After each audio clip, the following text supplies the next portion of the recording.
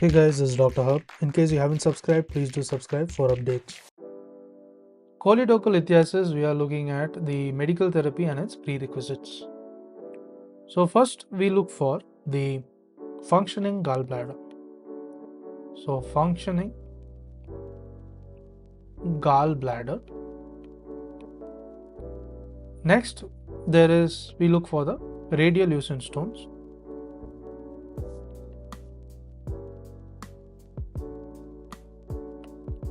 Then we look for the stones which are less than 10 mm, and finally the cholesterol stones.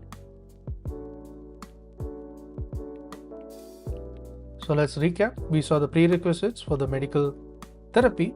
So it included the functioning gallbladder, the radiolucent stones, the stones which are less than 10 mm, as well as the cholesterol stones.